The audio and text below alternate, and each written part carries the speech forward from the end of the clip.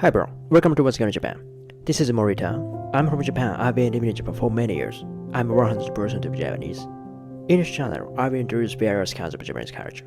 I'm a guide. I will lead you to a better understanding of Japan. Okay, let's get started. Today's topic is samurai.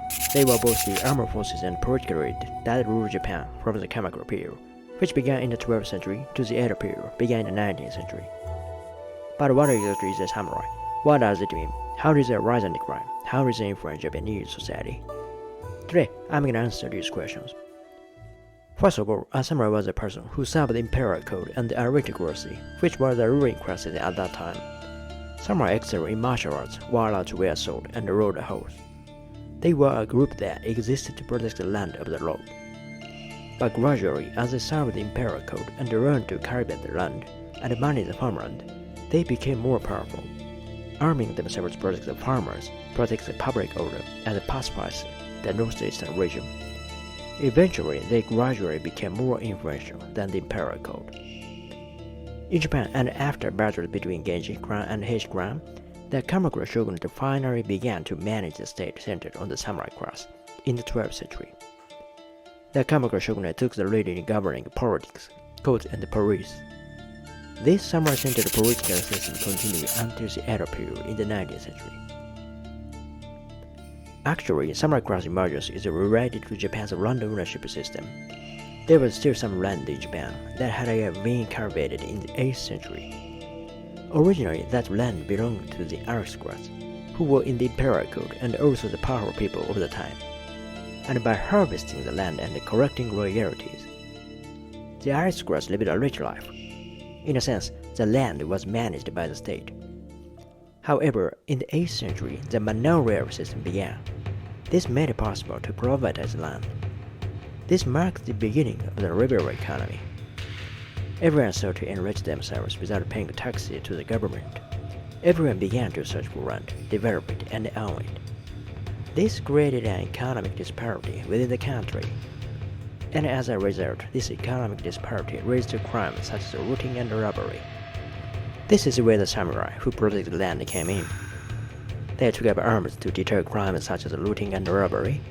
In other words, the samurai became knowledgeable about various issues such as cultivating the land and guarding it. Thus, they came to replace the nobility in power. Eventually, as the country developed, the samurai began to fight each other in major battles over the land nationwide. In this way, Japan became a country of constant conflict over a territory. In the battle, samurai warriors were equipped with helmets, armor, and swords in order to be active in battles and in guarding.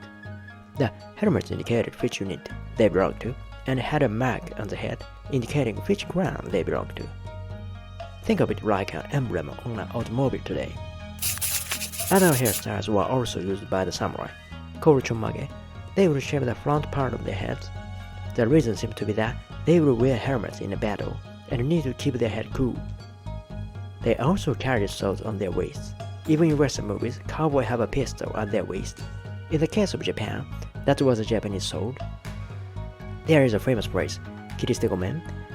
This is a story about a samurai in the Edo period, and the rule is that if samurais are disgraced, they are allowed to cut down their opponent. However, there is a strict rule about this, and it only applies if someone intentionally insults the samurai. In addition, a witness was required to prove insulting behavior in the case of murder. In Western movies too, it is a question of who laid a hand first. Just like in war, the one who laid hands first has to prove and explain why they did it. That is how much influence they had over the city people at the time in Japan. As the word Gekokujo suggests, during the warring state period in the around 15th century, samurai in Japan frequently betrayed their lord or killed each other's family members or brothers. Just because you were a samurai does not mean you were obedient. However, with the advent of the Edo period, the Edo shogunate established laws and provided through education, which established the idea that it was wonderful for a samurai to swear absolute loyalty to his parents, siblings, and the lord.